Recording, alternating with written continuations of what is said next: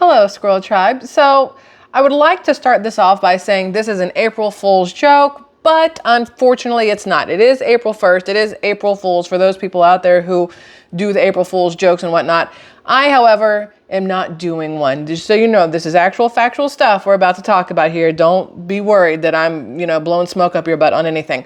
Do you guys remember when just over a month ago, February 22nd to be exact, we had a conversation about how there were numerous outages across the country when it came to AT&T and T-Mobile, and Verizon I think was in there too, but mainly AT&T. People could not make phone calls. You could not get into any of your apps. Nothing was working unless you were on Wi-Fi, right? Wi-Fi was still fine unless you had AT&T Wi-Fi, and then you were still screwed, but nobody could use their cell phones for quite a while. And it really showed people how far we have come or how far we have fallen. I guess it kind of depends on how you want to look at it. I'm going to go with a mixture of both. We have come so far that everything is based on technology, all right? But we have fallen so far that everything is based on technology. When phones went down, people lost their minds because nobody memorizes phone numbers anymore. Nobody knows their passwords to stuff. Everything's stored in your phone or in a cloud or whatever else, right? So when everybody was having issues getting on their phones, it affected people in a lot of different ways. It affected getting through to 911, especially in Atlanta. That was a huge deal. It affected people being able to do work. A lot of people work from home, and AT&T, if they use their laptops or their iPads or their cell phones or whatever else, and they needed that service, they couldn't work. For people who had an accident and needed to make a phone call to anybody to get help or had a flat tire, they couldn't call anybody for help. So it was kind of a shit show for quite a while until they got service back up. Well, what's interesting is now you have this huge thing coming out about good old AT&T, just so we know, good old AT&T with a new data breach that impacts 73 million customers. Now, what's interesting is when AT&T went down, they said it was unknown issues, but it was their fault, whatever. It wasn't a big deal. They credited everybody with an AT&T account $5. Woohoo, that was amazing, right? $5, not per line, but per account. Let's be real specific there. They credited people $5 for the hours upon hours of non-working phone service, internet service, all of that people had to still pay for technically and endure. But then now, just over a month later, we find out there's been an AT&T data breach and 73 million customers have their stuff on the dark web. Well, now my brain goes, so you're telling me that when we had the outages and AT&T tried to say, no, we were updating something, it's us, it was whatever. Bullshit is what we need to say, because that's probably when they got hacked. When everything went to hell in a handbasket is when hackers were out there jumping into AT&T, getting all down and dirty, figuring out all of our passwords and everything else to throw up there on the dark web. So for those of you who have AT&T, I would suggest maybe changing passwords to everything. I personally, listen, I'm really bad about this. I personally do not have the same password for anything. I change passwords for everything, which makes my life very difficult trying to remember what password goes where. And people will say, oh, is that because you're being sneaky? Oh, why would people have different passwords? For moments like this, for AT&T data breaches or whoever else breaches, because if you use one password for everything, that's how you get screwed, just so you know. They figure out that one password, they can get into everything. Your Yahoo account is the same as your Bank of America, the same as your credit union, the same as your electric bill, the same as your mortgage payments, the same as whatever. You are gonna be up shit creek without a paddle. So I always suggest having different passwords. I suggest do not keep your passwords in your cell phone, because if you were to lose it, especially, here's where things get wonky for me. Cell phones these days have, you can put a passcode on it. You can either do your thumbprint. You can do, if you're Apple iPhone, you can do like the facial recognition, where if it doesn't see your face or your eyeballs, it won't open. You can put in a PIN, so you have to have certain numbers in whatever order. Again, you can use fingerprints, right? And that sounds great. It sounds like a great way to protect your phone, your data, everything in your phone. But I always worry about the fact of what happens if I'm by myself driving somewhere and there's an accident and nobody can get into my phone to call my husband, to call my mother, to whatever else. What if the person that is near me and could help me doesn't have their own phone and they need to call? Well, 911 still works. I think 911 still works whether you're in your phone or not.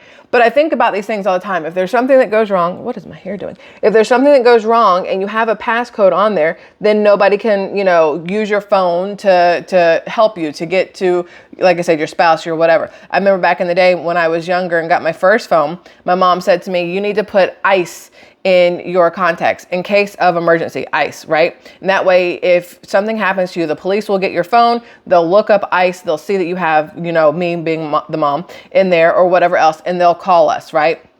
And I remember that, and I have that in my phone, but I also have a passcode on my phone. So it's a useless ice, because unless I am there to open the phone or somebody takes my hand and like does the fingerprint or something, which I guess is an option, they would never know who to call in case of emergency. Anyway, not the point. Again, I don't keep the same passcodes for everything. I don't have them in my phone just to be on the safe side. I would suggest, this is just my opinion, I would suggest y'all do the same things, because again, if you have one passcode for everything and that passcode happens to be part of a data breach, up a creek, no paddle, would really suck. So according to this, AT&T has launched an investigation into a breach after millions, 73 of them to be exact, of current and former account users had their data released on the dark web. Not the regular web, the dark web, where you can find all kinds of just unsavory things on the dark web, just so awfully, where I would never suggest trying to find it, get on it, whatever. It's a horrible place to even attempt to get onto, and what you would find on there would scar you for life. Therapy would be necessary, maybe heavy drinking, things like that. Now, the Texas-based company, which is where AT&T is based out of, announced on Saturday that the data was from 2019 or earlier, and 73 million former and current account holders may have been affected, according to a preliminary analysis. So they were able to get in and breach all this data, right? But this data that they found, according to AT&T, because who knows if they're giving us everything, like the full story or the actual truth, according to them, is information from 2019 and before, meaning possibly that whatever happened 2020 and since has a higher security to it or something like that. I'm not quite sure how it works. I am not in cybersecurity and I'm not a hacker, so I have no clue on how it all fully works.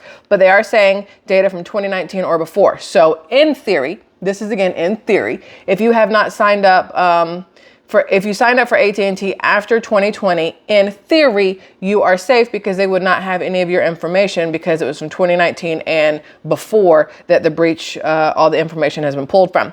While AT&T has made this determination, it is not yet known whether the data in those fields originated from AT&T or one of its vendors. This is from AT&T statement. Now, this comes after the AT&T outages were reported in February, which we just talked about, which left users unable to make calls or send texts and led to an investigation by the Federal Communication Commission. The company said the outages were not caused by a cyber attack. You can tell me all day long they were not caused by a cyber attack, but when you come out a month later and say, hey, side note, massive security breach, feels a little bit like it might have been a cyber attack. I'm just putting it out there, just saying. So again, for those of you who have AT&T and you've had it since 2019 or before 2019 and before, just maybe contemplate changing some passwords, because you just never know. I do suggest for a lot of people to use that two-factor identification. I think that's what it's called, two-factor identification, where let's say let's use Instagram for one. Let's say you go to get on Instagram and you type in your password. Well, Instagram will then text you or email you, whichever one you pick, a passcode so that you can finish this two-factor authentication, whatever, to get into Instagram. I would normally suggest doing a text, because if somebody has hacked into all of your stuff, they will have your email address, so they can get that code from your email address and turn around and hack into all of your stuff. If you do it as a cell phone, as to your phone number, hopefully only you have your phone, like you still have it, and then you would then be able to get in and nobody else could. Just small little thing that I think everybody needs to be aware of. So again, this is AT&T, not T-Mobile, Verizon, whoever else is out there, Mint Mobile, Grasshopper. I think, no, that's like another thing. I don't know what other brands there are of phones. It's AT&T, T-Mobile, and Verizon. Those are the top three dogs, right? Yes. I'm having a massive brain fart. Or as we like to say, my brain is not braining. I'm pretty sure it's just those. So for those of you outside of AT&T, I think you're safe. Until you're not, until they come out and say, hey, side note, we got breached too, dark web, woo. So just, again, be careful with what you keep in your phone. Anybody can get to it. You lose your phone, they can find a way to get into it. Things get hacked into, they can get, just be real careful with what you keep in your phone. So I just wanted to bring that to you guys. I got more coming for you later, separate videos though, just to make this one short and sweet and to the point, because some people appreciate that. I love you all immensely, Squirrel Tribers, and thank you for being here. And I hope you have a fabulous start to your April. Hopefully yesterday was a fabulous end to your March with it being Easter. Hopefully everybody had a good Easter, resurrection day, if you will. And from here on out, let's just shoot for the moon. Let's hope every day is a great day. So I love y'all. I'll see you again later. Bye.